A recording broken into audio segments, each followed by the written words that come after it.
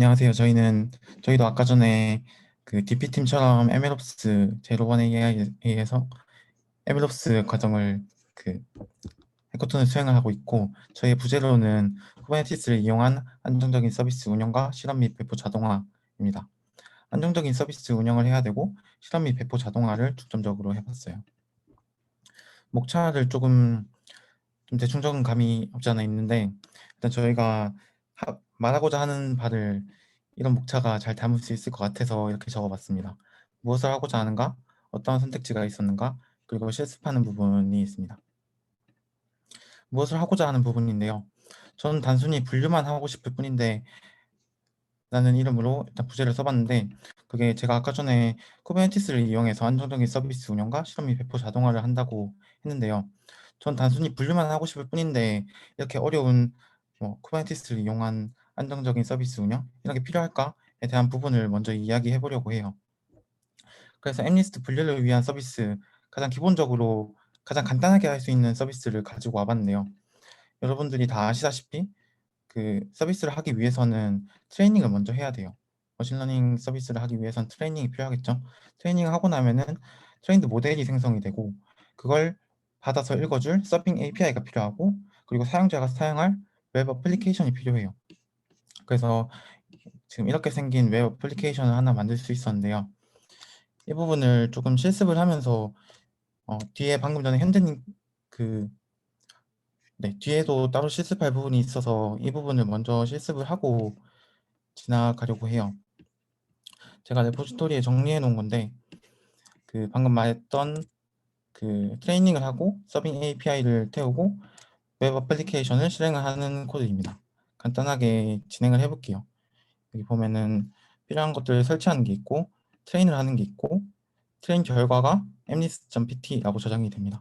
그리고 플라스크 앱을 실행을 시키고, 리액트 앱, 이거는 웹 서비스를 위한 프레임워크인데 리액트를 이용해서 이런 서비스를 만들어 봤어요. 잠깐 해볼게요. 제가 먼저 학습을 시킬 건데, 학습을 시켜서 그 결과가 mlist.pt에 저장이 되게 할 겁니다. 여러분들이 다 아시는 것처럼 mlist 학습을 시키는 과정이에요. 에폭을 1만 해가지고 금방 끝날 겁니다. 그러면 이렇게 mlist.pt가 방금 생성이 된 걸 확인을 할 수가 있죠. 이걸 이제 플라스크 앱을 통해 가지고 플라스크 앱에서 모델을 읽을 수 있도록 이렇게 지정을 해줬어요. 그렇게 되면은 이 모델을 읽는 API가 하나 생성이 된 거고요. 그리고 리액트 앱을 하나 실행을 시킬 거예요. 리액트 앱을 실행을 시키는 거는 이렇게 실행을 시키면 되고, 이렇게 실행이 됐는데, 제가 외부 IP로 공개를 해놔가지고 다들 접근이 가능하십니다. 지금 mlist 클래시피케이션이 떴고, 제가 그 2라는 숫자를 하나 넣어서 결과가 2가 잘 나오는지 확인을 해볼게요. 2가 잘 나온 걸 확인할 수가 있죠. 다시 발표로 돌아가 보면은 이렇게 간단하게 제가 mlist 분류를 위한 서비스를 했어요. 학습을 시키고 모델을 저장하고 서빙 API를 태우고 웹 어플리케이션을 실행을 하고, 이렇게 간단하게 mlist 분류를 위한 서비스를 할 수 있었는데요. 여러분들이 여기에 다 접근하실 수 있으신데, 여기에 만약에 여러분이 아무리 들어가셔서 새로 고침을 하고 계속 이 결과를 계속 받으려고 클릭을 계속해도 이 서비스가 죽진 않거든요. 제 컴퓨터 로컬에서 실행을 한 건데, 로컬에서 실행을 해서 지금 이렇게 제가 클릭을 하면 할수록 이렇게 입력이 오는 걸 확인을 할 수가 있어요. 이 정도의 입력은 충분히 제가 처리를 할 수 있는 어플리케이션을 만들었지만, 만약에 어, 만약에 사용자가 훨씬 더 많아졌을 상황을 가정을 하고 싶어서 로커스트라고 부하 테스트를 위한 툴이 있어요. 그걸 이용해서 트래픽 테스트를 해보려고 합니다. 이거는 일부러 트래픽을 발생을 시켜서 이 서비스가 얼마나 안정적인지 평가해주는 툴인데요. 이것도 간단하게 해보려고 해요. 이거는 실행을 하고, 여기서 몇 명의 유저가 접근할지, 몇 명의 유저가 접근하는 걸로 가정할지 부분이고요. 이거는 몇 명의 유저가 한 번에 스타트를 할지, 초당 몇 명의 유저가 접근을 할지에 대한 부분인데 그렇게 중요하진 않아서. 네.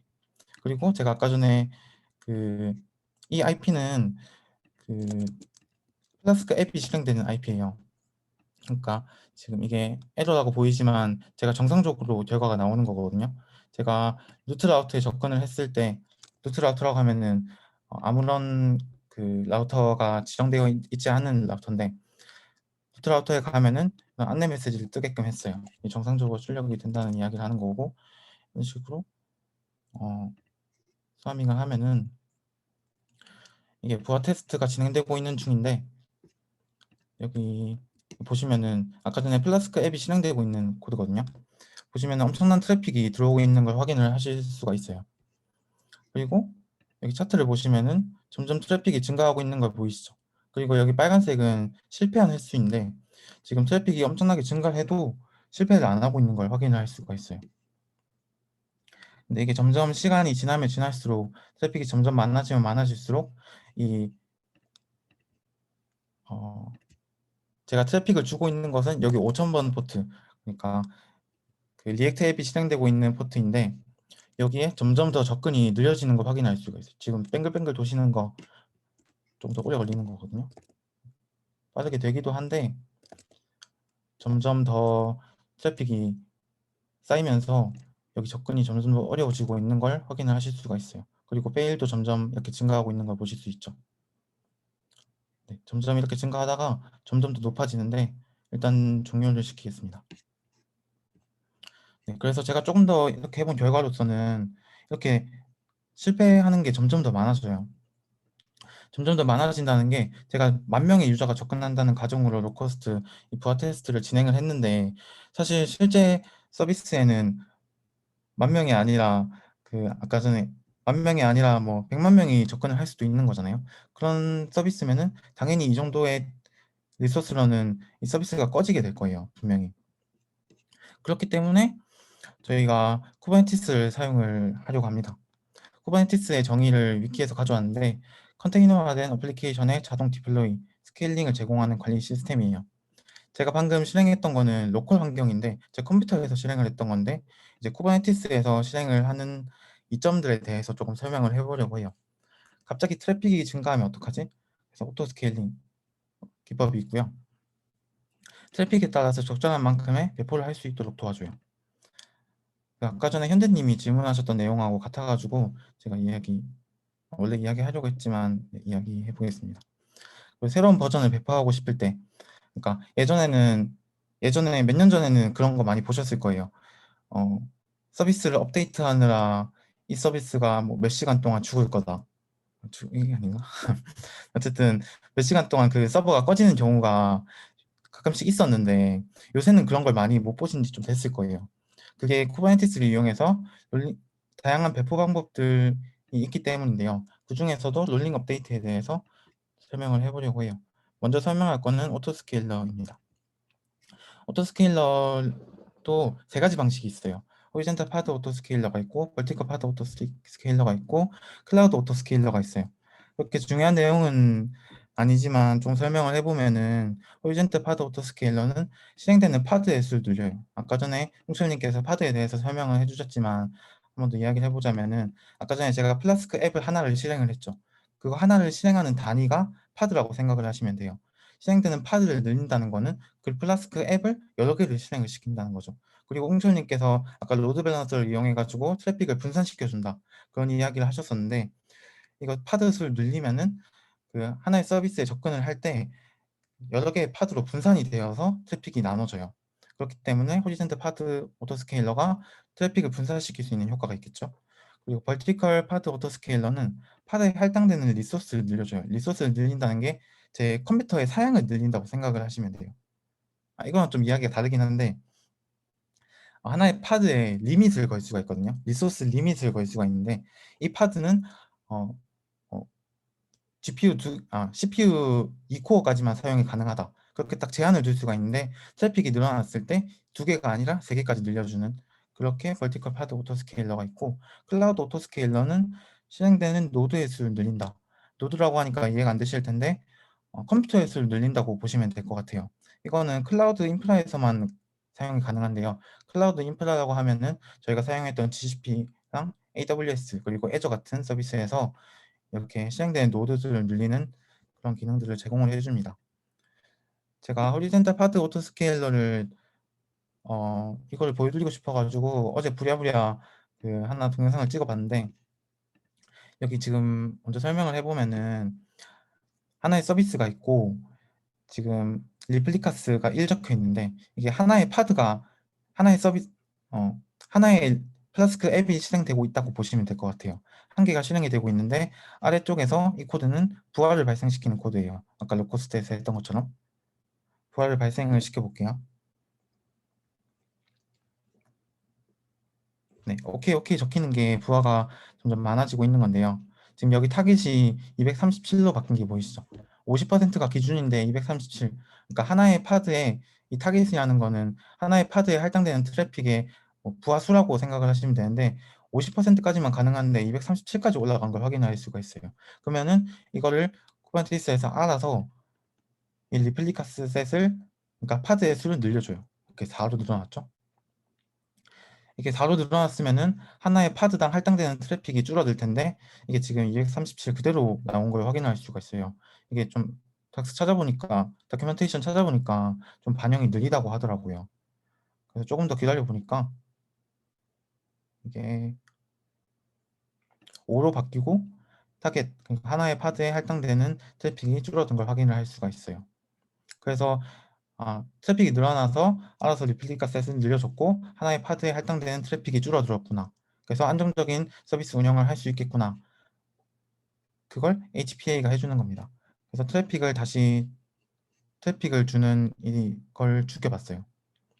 죽이고 조금 기다리니까 어, 여기 타깃이 0으로 줄어들고 그에 따라서 리플리카 셋이 다시 1로 바뀐 걸 알 수가 있어요. 이 부분은 서비스를 하는 측면에서 되게 중요한 부분이라고 생각하거든요. 이 리플리카 셋의 양 자체가 바로 돈이 되고 또 안정적인 서비스 운영에 직결되기 때문이죠. 그래서 이 오토스케일러라는 기능이 쿠버네티스에서 지원이 되기 때문에 쿠버네티스를 사용하는 정당성에 대해서 이야기를 하고 있는 거예요. 그리고 롤링 업데이트에 대한 부분인데, 아까 업데이트의 방식이 세 가지가 있다고 했었죠. 그 버전 1에서 버전 2로 아예 시스템적인 업그레이드를 하고 싶을 때 롤링 업데이트라는 방식이 있고, 블루그린 배포라는 방식이 있고, 카날리 기법이라는 방식이 있어요. 이게 다 쿠버네티스 위에서 지원이 되는 기능인데, 기본적으로 지원되는 기능이 롤링 업데이트예요. 롤링 업데이트는 여기 지금 3개의 파드가 실행이 되고 있다고 가정을 해볼게요. 여기서 이건 지금 버전 1인데 버전 2를 배포를 하고 싶어요. 그러면은 버전 2의 파드가 하나가 생성이 돼요. 그리고 버전 1에 있던 건 하나가 죽고요. 그리고 버전 2에 있던 게 하나가 더 생성이 되고 버전 1에 있는 거 하나가 더 주고요. 그래서 한 번 더 하면은 버전 2로 다 바뀌었죠. 그러면 이제 버전 1에서 버전 2로 업데이트가 잘 된 겁니다. 이런 방식이 롤링 업데이트인데, 사실 문제점이 바로 생각나시는 분도 있으실 거예요. 지금 이런 상황에서 사용자가 접근을 했어요. 여기 트래픽으로. 그러면은 사용자는 버전 1을 받을까요? 버전 2를 받을까요? 이게 사실 랜덤적인 부분이거든요. 좀 더 안정적인 파드로 연결해 주는 게 또 쿠버네티스의 장점이에요. 여기서 사용자는 버전 1을 받을 수도 있고 버전 2를 받을 수도 있다는 게 좀 아이러니하죠. 그래서 사실 여기 블루그린 배포라는 방식이 있고 카나리 기법이라는 방식이 있는 건데, 블루그린 배포라는 방식은 이 상태에서 버전 2의 파드를 3개를 실행을 시키는 거예요. 그리고 얘를 그냥 꺼버리는 거죠. 그러면은 버전 1에서 버전 2로 한 번에 이동이 되겠죠. 근데 또 당장에 생각나는 문제점이, 그렇게 되려면은 이 전체적인 인프라에 기존에 하던 것의 2배의 리소스가 필요하겠죠. 그런 문제점들이 있어서 사실 또 카나리 기법이라는 방식이 있는 건데, 이 부분은 조금 공부를 하지 못했습니다. 그렇고요. 롤링 업데이트가 어떻게 진행이 되는 건지 이거는 예전에 동영상을 찍어 놓은 게 있어서 가져와 봤어요. 여기 아까 전에 영철님이 보여주셨던 그 야물 파일 서비스를 정의할 때 쿠버네티스 위에서는 야물 파일로 정의를 해야 되는데, 야물 파일에 지금 포트가 5050번이었어요. 근데 제가 5000으로 바꿨거든요. 5000으로 바꿨을 때 이 지금 올라가 있는 파드들이 어떻게 바뀌는지를 좀 보려고 해요. 지금 아직 바꾸기 전이고 지금 수정을 했고 어플라이를 하면은 바뀝니다. 바뀌는데 지금 하나가 생성이 된 게 보이시죠? 지금 세 개, 지금 맨 밑에 거는 무시하셔도 되고 지금 세 개가 러닝인데 하나가 크리에이팅이 됐어요. 그러니까 방금 전에 제가 이거 누르진 않을게요. 원래 세 개가 있었는데 버전 1에서 버전 2로 이동할 때 과정이라고 생각을 하시면 되고 버전 1이 그대로 남아 있는 거예요. 그리고 버전 2가 하나가 생성이 되려고 하고 있는 거고 생성 중인 거고 그리고 여기서는 또 하나가 시작이 됐고 하나는 종료가 되고 있어요. 종료가 되고 있는 건 버전 1이겠죠? 이런 식으로 중간중간에 멈춰보면은 또 이 세 개인데 지금 러닝이 세 개죠. 세 개인데 분명히 하나는 버전 2고 두 개는 버전 1일 거예요. 네, 이런 식으로 업데이트가 되고 있는 걸 확인을 할 수가 있습니다. 이게 롤링 업데이트 방식이고 그리고 또 쿠버네티스 하면 도커 이야기를 사실 빠질 수가 없어가지고 도커 이야기를 잠깐 해보려고 하는데 도커는 저희 LMS에서도 당연히 도커를 저는 사용을 한다고 생각을 해요. 제가 확신을 가지고 이야기할 수 있는 건 아니지만 저는 그렇게 생각을 하거든요. 그 사용해 보시면서 아셨겠지만 펀더멘탈을 쓸 때 그 저희가 사용을 하는 LMS 그러니까 그 주피터 노트북이랑 또 익스플로레이션을 할 때 주피터 노트북이랑 그 고잉 디퍼를 할 때 그 개발 환경이 각각이 다 달라요. 그리고 고잉 디퍼에서도 노드마다 노드라고 하나요? 노드마다 그 개발 환경이 다 다르거든요.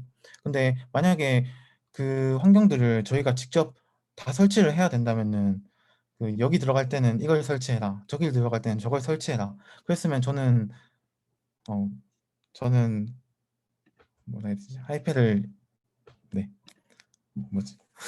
네 어쨌든 힘들었을 거예요. 힘들었을 텐데 각각의 노드마다의 이미지가 만들어져 있어가지고 저희는 그 이미지를 다운받아서 실행을 하기만 하면은 그 환경을 구축을 할 수 있다는 게 도커의 장점입니다. 네, 그렇게 구축이 되어 있을 거라고 생각을 하고 그리고 이거는 저희가 이후에 준일님께서 설명해 주실 저희 서비스의 일부를 가져왔는데 제가 로컬에서 막 열심히 코드를 짰어요. 또 코드를 짜고 이제 쿠버네티스 위에서 동작을 시키려고 하는데 쿠버네티스 위에서 동작을 시키려는 이유는 앞에서 설명드렸던 여러 가지 이유가 있을 수 있겠죠. 여러 가지 이유가 있을 수 있는데 그래서 동작을 시키려고 하는데 그게 동작이 안 돼. 그리고 쿠버네티스 안에 들어가가지고 일부러 직접 다 PIP 인스톨을 하려고 하면은 되게 힘들었을 텐데 제가 이 푸시를 할 때 자동으로 도커 이미지를 만들도록 코드를 짜놓으면은 이게 그 쿠버네티스 안에서도 각각의 파드를 실행을 하면서 그 이미지를 다운받아서 직접 실행을 해요. 그러니까 똑같은 실행 환경이 복제가 되는 거죠. 그렇기 때문에 네, 조금 더 안정적으로 그 이런 실험들을 수행을 할 수가 있습니다. 네, 저희가 이때까지 쿠버네티스를 왜 사용하는지에 대해서 조금 이야기를 했는데 저는 MLOps라는 게 쿠버네티스 위에서 CI/CD CT를 하는 걸 어, 쿠버네티스 위에서 CI/CD CT를 수행하는 게 MLOps라고 저는 생각을 해요. CI가 뭐고 CD가 뭐고 CT는 정신님께서 설명을 안 해주셨던 것 같긴 한데 CI/CD는 설명을 잘 해주셨잖아요.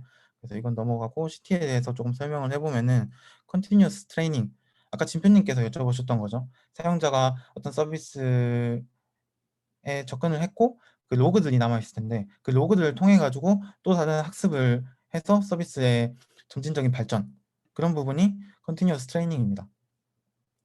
네, 저희가 원래 컨티뉴어스 트레이닝의 정의는 프로덕션 단계에서 새로운 데이터로 학습을 하여 새로운 모델을 배포하는 것 새로운 데이터를 어떻게 모으는지에 대한 방법이 제가 말했던 방금 로그에 대한 방법이 있을 수 있고 또 다른 데이터를 어디서 받아올 수도 있고요.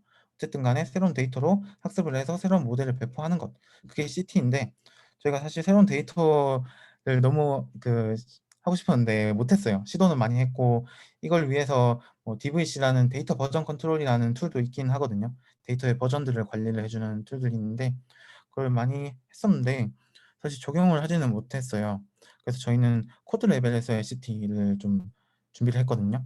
코드 레벨에서의 CT라고 하면은 train.py 그러니까 학습을 시키는 코드가 변경이 되었을 때 학습을 시키는 코드는 충분히 변경 가능성이 있잖아요. 뭐 레이어가 하나가 추가가 될 수도 있고, 또 뭐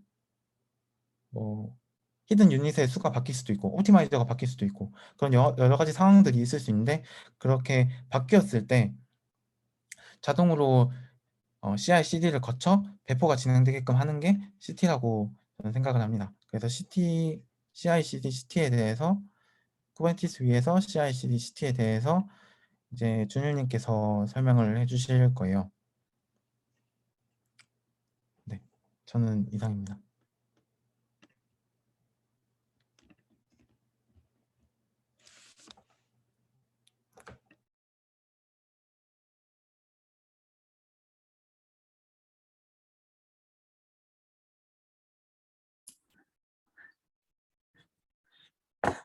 네, 안녕하세요. 전 수아님 이어받아서 발표를 하게 된 김준일입니다.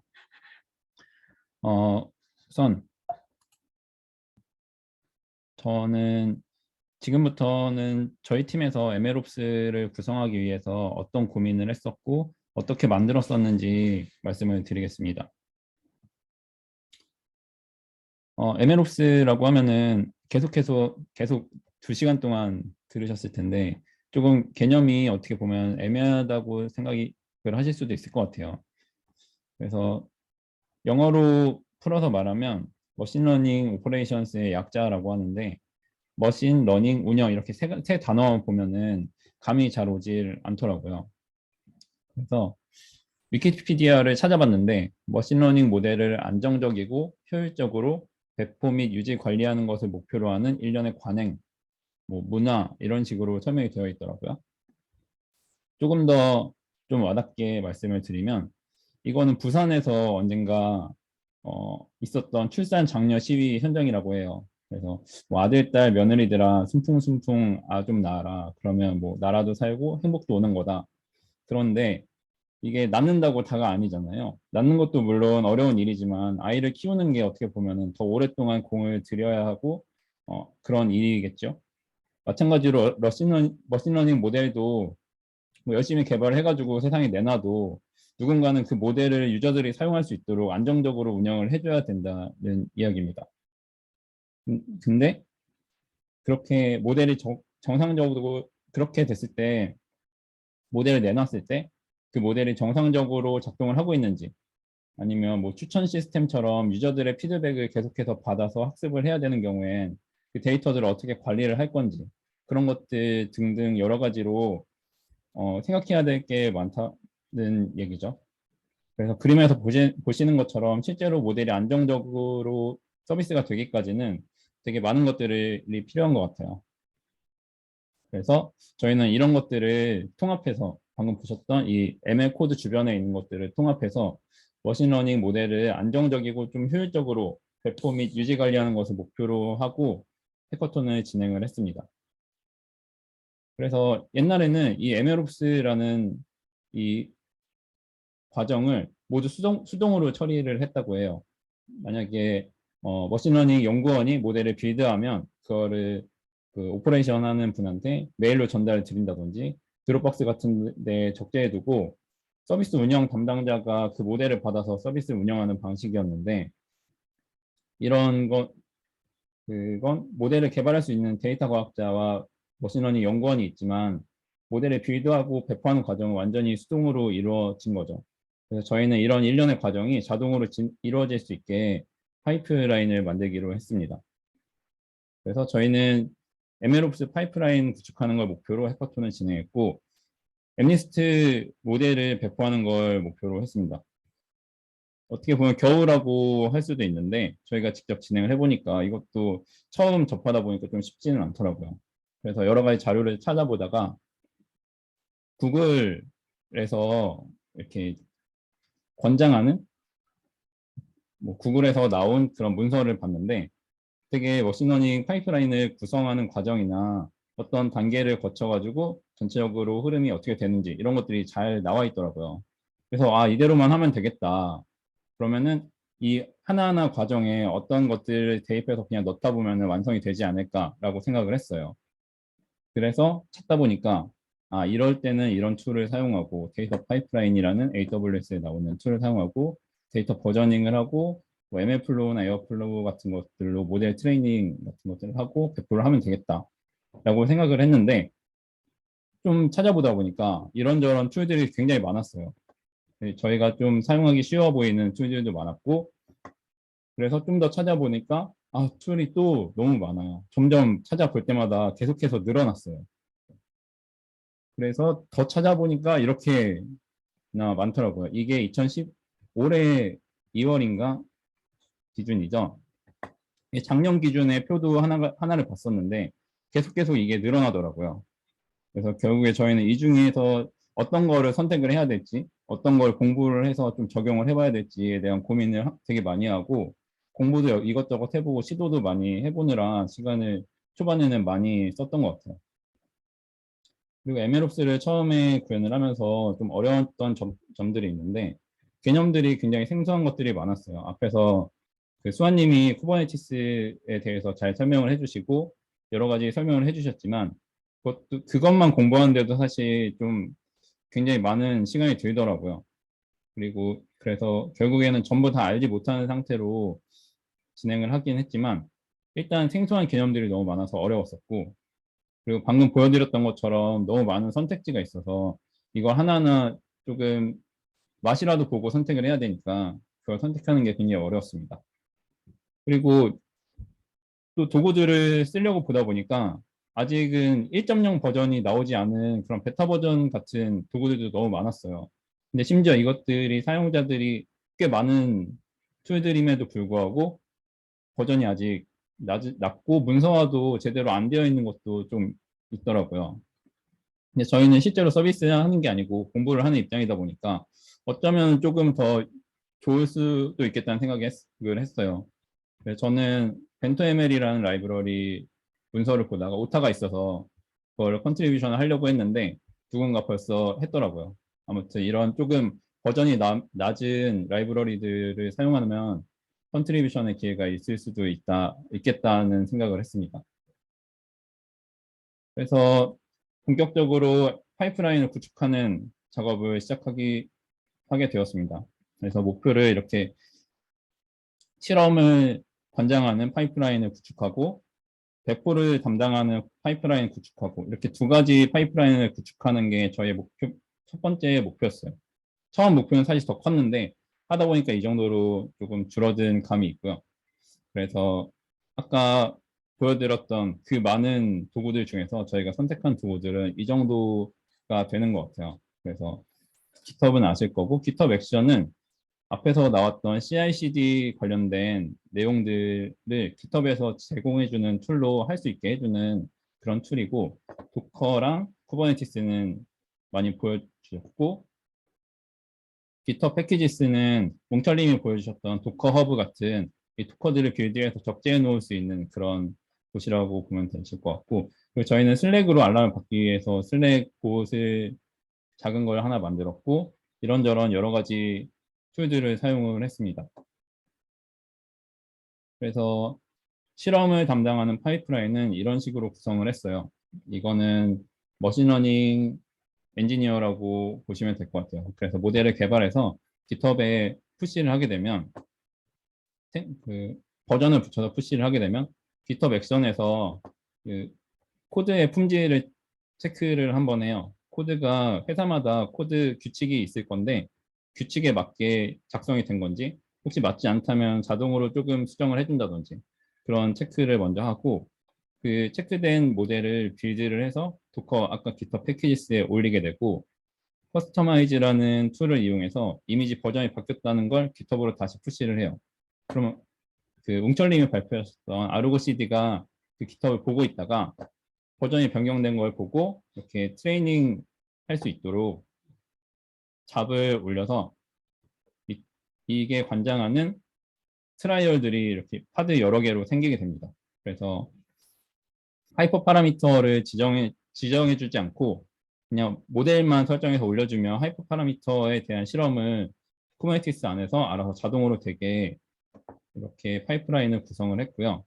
아까 그 수아님이 말씀하셨던 데이터 버전 컨트롤이라는 이런 DVC, 데이터 버저닝하고 관리할 수 있는 그런 것들을 시도를 하다가 결국에는 마지막에는 담지를 못했습니다.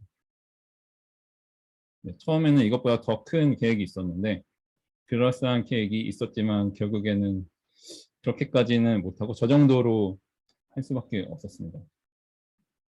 그리고 네, 약간 꼬였나. 네. 그렇게 해서 그걸 단순화해서 나타낸 그림인데요. 머신러닝 리서처가 깃허브에 푸시를 하고 자동으로 쿠버네티스 안에서 하이퍼 파라미터 튜닝이 되면 그 튜닝을 하고 실험을 하게 되면 실험을 추적을 하고 있다가 실험이 끝남과 동시에 슬랙으로 어떤 파라미터를 했을 때 가장 좋은 결과가 있었고 그런 것들을 노티를 해주는 방식으로 파이프라인을 구성했습니다. 네, 이 같은 거고요. 이 중에서 카팁이라는 툴을 제가 설명을 안 드렸었는데 카팁은 이렇게 실험을 알아서 해주는 여기는 러닝 레이트랑 드롭아웃을 하이퍼 파라미터로 지정해서 실험을 해주는 건데 이걸 보시면 이쪽이 어큐러시예요. 그래서 실험이 결과가 좋은 것들은 대체적으로 러닝 레이트가 낮고 드롭아웃이 높다 이런 것들을 그냥 그래프로 볼 수 있게 시각화도 잘 해주는 그런 툴이라서 저희는 사용을 했습니다. 그 디플로이 파이프라인은 이런 식으로 구성을 했어요. 저희가 아까 슬랙으로 받았잖아요. 하이퍼 파라미터를 받아서 슬랙에서 봇한테 이 하이퍼 파라미터로 그 모델을 만들어줘, 배포해줘 라고 명령을 하면 또 파이프라인 안에서 모델을 트레이닝하고 그거를 모델 레지스트리에 올린 다음에 실제로 서비스로 서빙을 하는 그런 식으로 이게 자동화가 되는 걸로 디플로이 파이프라인을 만들었습니다. 그리고 또 구성을 보시면 이 사람은 슬랙을 보고 있는 사람이에요. 슬랙을 보고 있다가 하이퍼 파라미터 튜닝이 실험이 끝난 다음에 어떤 게 좋다라는 걸 보고 그 슬랙으로 명령을 보내요. 이걸 배포해달라. 그러면 깃허브 액션을 통해서 똑같이 그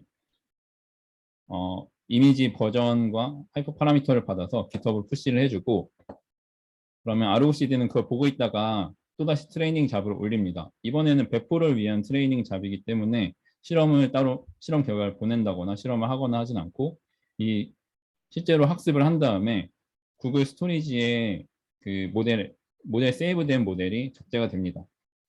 이 적재가 되고 나면 깃허브 액션에서 그 H5나 이런 파일이 되겠죠? 그걸 벤토 ML이라는 툴을 통해서 API 서비스로 패킹을 하게 됩니다.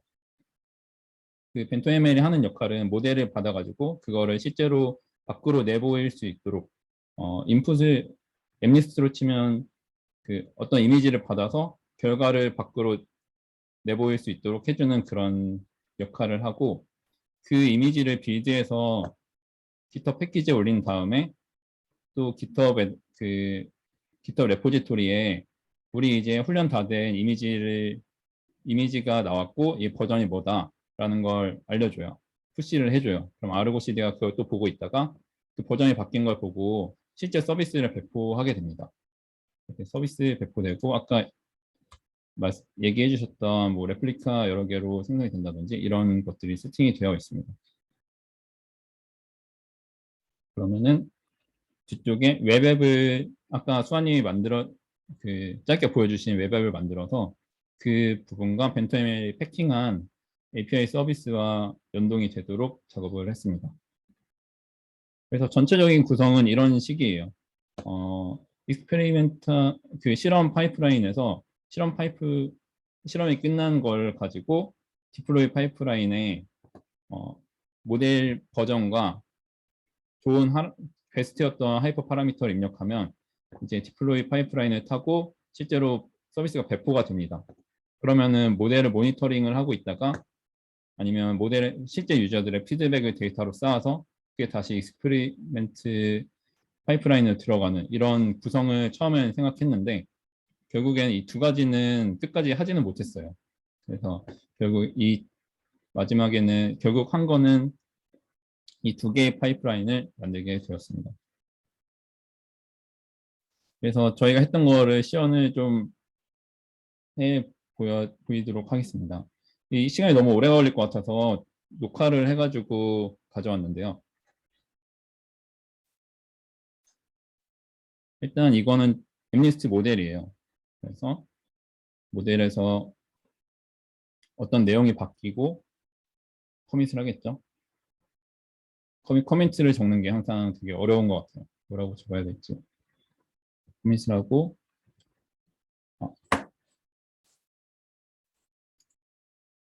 이렇게 푸시를 하고 태그를 붙입니다. 이 태그는 이 모델의 버전을 붙인 거예요.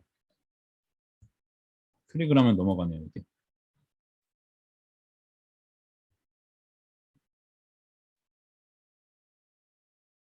푸시를 하면 GitHub 액션에서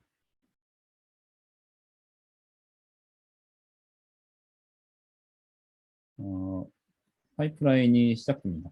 그래서 이미지를 빌드를 하고 이건 엠리스트 모델에 대한 이미지를 빌드하는 중이에요. 그래서 빌드가 끝나게 되면 아까 붙였던 0.5.0이라는 태그가 붙어서 버전이 붙게 됩니다.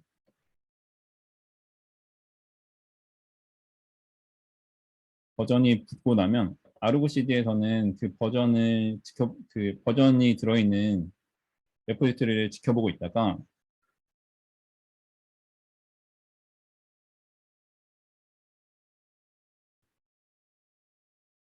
이게 원래는 자동으로 싱크가 되는데 저희가 시간 관계상 싱크 되는 게 한 180초 정도 그게 간격이 있더라고요. 그래서 시간 관계상 바로바로 싱크를 했습니다. 이렇게 실험이 시작되고 늘어나는 게 보이죠. 저희는 2개씩 실험을 했기 때문에 파드가 방금 보신 것처럼 2개가 늘어나고 실험이 2개가 진행되는 걸 볼 수 있습니다. 그래서 그리고 방금 설명드렸던 카티브의 모양은 이렇게 나오는데요. 방금 보여드렸던 파드 2개에서 각각 실험이 시작됩니다. 그래서 이런 식으로 실험이 끝나고 나면 어큐러시가 얼마였고 이런 것들이 나오게 됩니다. 그래서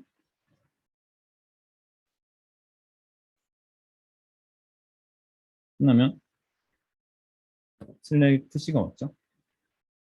들어가면 이런 명령어를 입력하면 바로 배포 파이프라인이 실행되도록 실험 파이프라인을 정의를 해줬습니다.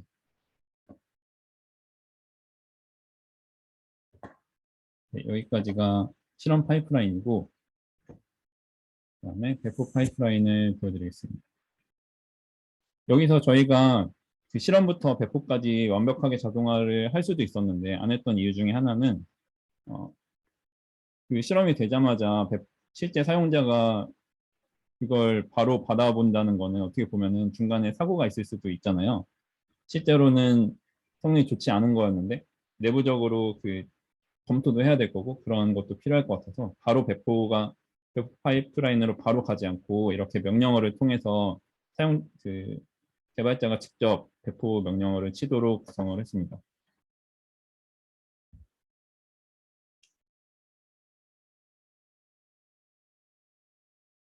그래서 이렇게 배포 파이프라인 실행하는 명령어를 치게 되면 슬랙으로 피드백이 오고 똑같이 GitHub 액션을 통해서 빌드가 됩니다. 빌드가 되고 아까 엠리스트 모델 같은 경우는 한번 빌드를 했던 거를 재사용하기 때문에 모델을 다시 빌드를 하진 않고 모델에 실제 버전이 붙었다 이런 것들만 알려줍니다.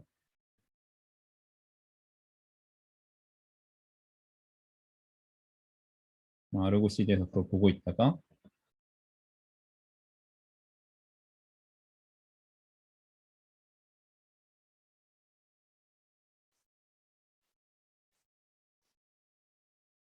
네, 이렇게 이거는 실험을 위한 트레이닝이 아니고 학습이 아니고 실제 배포하기 위한 학습이라고 보시면 될 것 같아요. 이런 식으로 배포 학습이 완료가 되면 아이고,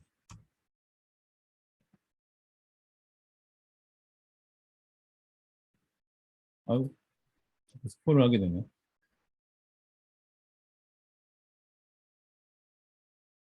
이제 그 학습된 모델을 벤토ML로 패킹을 하게 돼요. 방금 학습을 하고 나서 구글 클라우드 서비스로 그 모델이 적재가 된 상태였고, 그 모델이 적재가 되면 GitHub 액션을 통해서 벤토ML로 패킹을 하게 됩니다. 이 패킹은 아까 말씀드렸던 것처럼 모델을 API 서비스로 만들기 위한 그런 작업이라고 보시면 됩니다. 똑같이 도커 이미지로 만든 다음에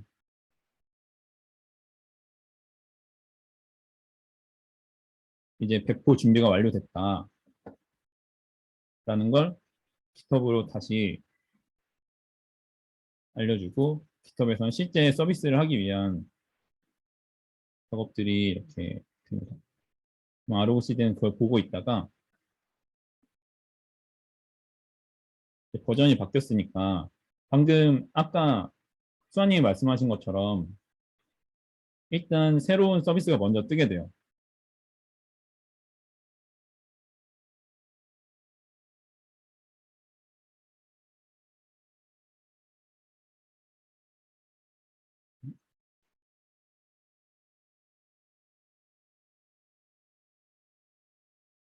네. 새로운 서비스가 이렇게 뜨게 되면은 기존에 있던 서비스는 자동으로 종료를 하게 됩니다. 그러면 아까 수아님이 말씀하셨던 것처럼 서비스가 중단되지 않고 배포가 되게 되는 거죠. 그러면은 이렇게 API 서비스가 하나가 뜨게 되고, 이런 테스트를 한 건데요. 그래서 숫자 1을 넣으면 그냥 간단하게 이렇게 리스트로 0, 1, 2, 3, 4, 5 이렇게 0과 1로 맞는지 아닌지를 표시하게 했고, 이거는 실제로 프론트엔드 개발자나 그런 쪽에서 저 모델을 사용할 때 API를 호출하게 되는 그런 화면입니다. 그래서 저희 시연은 이렇게 두 가지를 했고, 일단 저희가 준비한 만큼은 다 보여드린 것 같아요. 그래서 그런데 더 보여주고 싶었지만 담지 못한 거는 DVC를 이용한 데이터 버저닝을 저희가 작업을 하긴 했었는데 결국에 파이프라인에 붙이지 못해서 어, 보여드리진 못했고, 노드풀을 분리한다는 건 저희가 클러스터를 구성하면서 CPU 노드 풀과 GPU 노드 풀을 분리를 했어요. 그래서 일반적인 서비스들은 CPU 노드 풀에서 작동을 하게 되고, 학습을 한다든지 실험을 할 때는 GPU 노드 풀에서 그 학습을 하도록 작업을 해놨는데, 어떻게 보여드려야 될지 조금 애매한 부분이 있어서 그 부분은 말로만 설명드리고 보여드리지는 못할 것 같고, 카티브 실험 같은 경우는 제가 한번 하이퍼 파라미터를 엄청 많이 넣어가지고 실험을 한 적이 있었는데 그 그래프가 되게 예쁘더라고요. 그래서 그걸 보여드리고 싶었는데 제가 아까 11시쯤에 실수로 클러스터를 이 지금까지 한 내용 전체를 지워버렸어요. 그 구글 클라우드에서. 그래서 실수로 지우는 바람에 실험 내용이 날라갔어요. 근데 그러면서 제가 또 느꼈던 거는 GK를 사용해서 GK 쿠버네티스랑 아르고CD를 사용을 했더니 그렇게 한 번에 다 날렸던 저희 서비스들을 한 10분 정도면 복구가 되더라고요. 그래서 이래가지고 아르고CD를 사용하고 이래가지고 쿠버네티스를 사용하는구나, 이런 것들을 좀 느꼈던 순간이었습니다. 그리고 저희가 이걸 하면서 느꼈던 점들입니다. 그래서 저희한테는 그 쿠버네티스가 어떻게 보면은 어, 굉장히 많은 자원이 필요한데 제 컴퓨터는 그 자원이 부족해서 쿠버네티스를 올리면 너무 버벅대가지고 조금 공부를 하기가 어렵더라고요. 근데 그때 GCP 지원이 너무 적절하게 잘 해주셔서 GCP에서 공부를 많이 하고 작업을 할 수 있게 도움을 많이 받았고, 그리고 하다 보면 웅철님이 말씀하신 것처럼 이게 이렇게 하는 게 맞나 싶은 것들이 되게 많은데 이렇게까지 하는 게 맞나 하는 것들도 많고 그랬는데, 팀원들과 같이 얘기를 하면서 어떻게든 해결해 나갔던 점이 좋았던 것 같습니다. 그리고 하면서 뭐 시도했던 것들도 엄청 많았고 실패한 것도 꽤 많았기 때문에 지금보다 개선할 사항들이 좀 많은 게 어떻게 보면 좋을 수도 있을 것 같아요. 할 수 있는 게 많다라는 점이니까. 그리고 아쉬웠던 점은 제가 IPL을 앞에 4, 5개월 하고 이걸 한 달 한 거잖아요. 근데 앞에 했던 걸 다 잊어버렸어요. 그래서 계속 한 달 동안 엠리스트만 보고 다른 걸 보지 않다 보니까 잘 기억이 나지 않더라고요. 심지어 엠리스트 모델을 만들 때도 그 까만 창을 띄워놓고 보니까 뭘 해야 될지 잘 모르겠던 순간들이 좀 있어서 좀 그게 좀 아쉬웠던 것 같고, 또 보여드렸던 여러 가지 MLOps의 다른 부분은 골고루 경험하지 못했던 게 좀 아쉽습니다.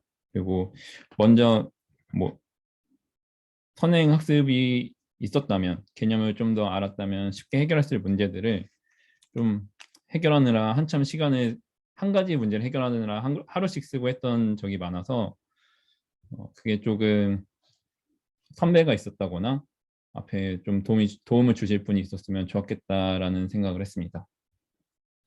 네, 저희 발표는 여기까지고요. 이제 혹시 질문 있으시면 질문을 받도록 하겠습니다.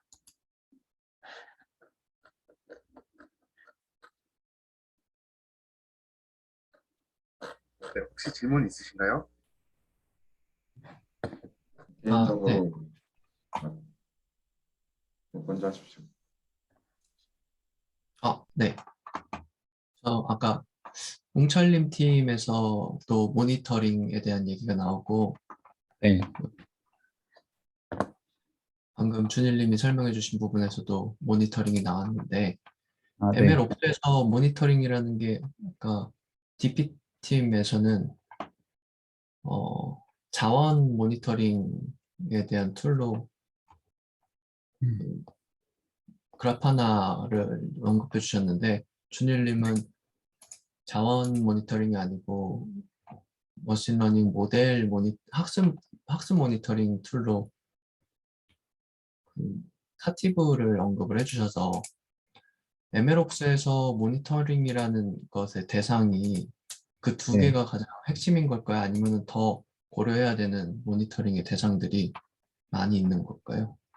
사실 크게 보면은 그 시스템 자원을 모니터링하는 부분이 하나가 있을 것 같고, 웅철님이 말씀해 주셨던, 그리고 또 하나는 실제 모델이 배포되고 난 다음에 현재님이 말씀해 주신 그 실험을 모니터링하는 부분 말고 실제 서비스가 배포된 다음에 유저들의 피드백이 있을 거잖아요. 그 배포된 모델 성능에 대한 모니터링이 중요할 것 같아요. 그렇게 그 모니터링은 그럼 유저 피드백이라 하면 유저의 활동 데이터나 로그 데이터 이런 것들을 수집하고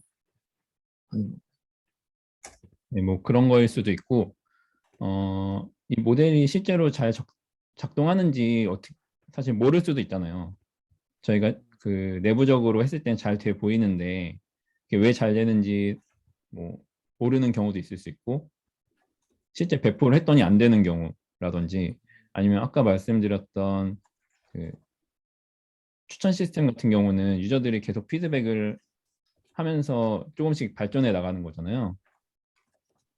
그런 것들, 이 모델이 어떻게 추천을 했고 유저들이 실제로 그 추천을 받아들였는지, 이런 것들을 모니터링하면서 모델을 발전시킬 수 있도록 하는 그 배포된 모델에 대한 모니터링이 좀 중요한 것 같아요.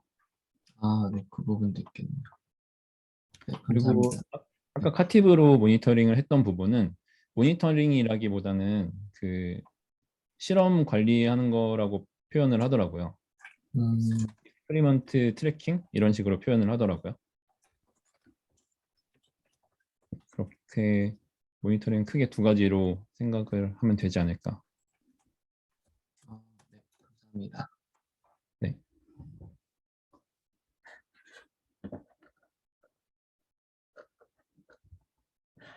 그리고 저희 했던 결과물은 여기서 보실 수 있고, GitHub 김앤장이라는 곳에 가시면 저희가 했던 결과물 보실 수 있습니다. 아직 정리는 다 안 됐는데 보시면, 궁금한 게 있으시면 보시면 될 것 같습니다.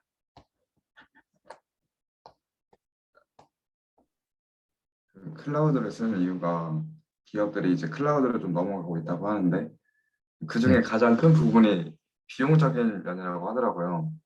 음, 그래서 GCP 비용은 얼마나 나가는지 아, 70. 개인적으로 네. 아침에 확인을 했었는데 얼마나 나왔더라. 잠시만요.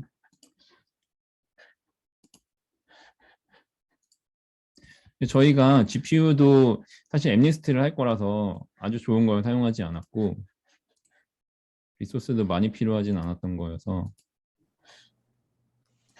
어제 진표님이 봐주셨었는데 80만 원 정도 나왔다고 하셨던 80만 것 원 같은데. 나왔네. 80만 원 나왔어. 근데 저희가 이게 한 15일 전부터 사용한 거거든요. 다른 분들은 한 달 전에 받으셨을 건데 저희는 그 인스턴스를 다른 분들은 한 개를 사용하셨을 건데 저희는 네 개를 사용한 거라서 그거를 고려해서 보시면 될 것 같습니다. 사실 저렴하지는 않은 것 같아요. 감사합니다.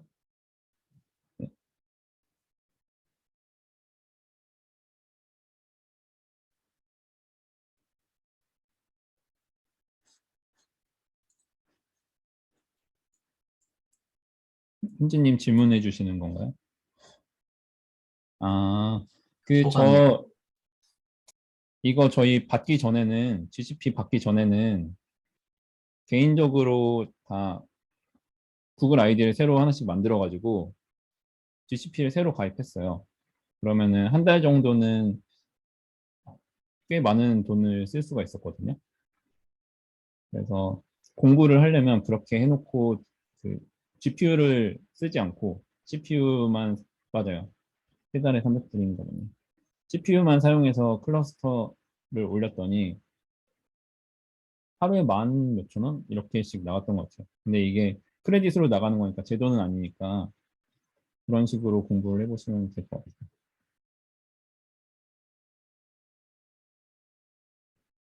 맞아요. 저 그렇게 했어요.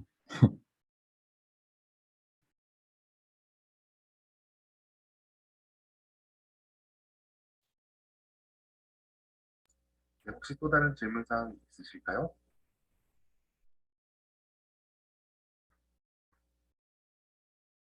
네, 없으시다면은 여기까지 하시면 될 것 같은데, 네, 발표 수고 많으셨습니다. 네, 고생하셨습니다.